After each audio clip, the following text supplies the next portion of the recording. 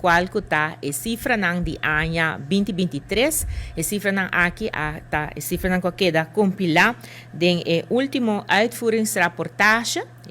maneira que nós estamos de anya 2023 que se man passar a queda clara e também a queda mandar para o qual que está Parlamento de Aruba, den espera de lo qual que está vira opinião de CAFT arriba essa aqui. Tá sendo aqui não que sempre hora que está compilar e cifra não aqui cada quartal essa aqui está guardo mandar também para CAFT que está dando seu ponto de vista arriba de. Seguro para o qual que está anya aqui, mestre mencionar que 2023 está um anya que Aruba está hal maneira vista o qual que está entrada está surpassar o qual que está aguardo primeira e esse seguro está boa notícia gasto não também a queda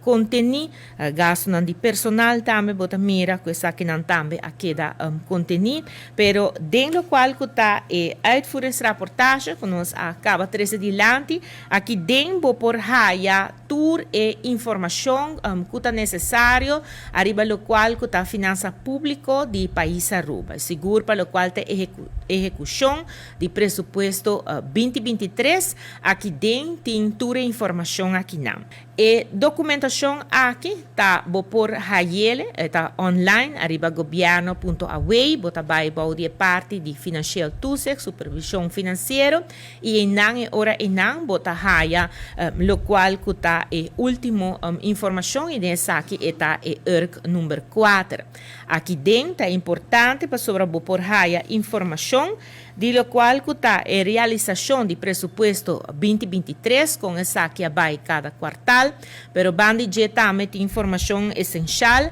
maneira debe de Aruba e com essa aqui a desarrollar den área corriente pero também manejo financeiro que está e cambio ng ko awarda si so ribe punto aqui tem hope trabalho ng ta awarda si pasina por duna melhor vista de com manejo ta awardo hiba pero também tem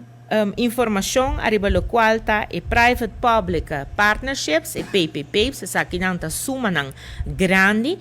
que está paga de presupuesto de país Aruba para projeto não que awardo hiba sendo uso de veículo financeiro aqui não e pensei está bom também para por ter vista e tem a documentação aqui também para vista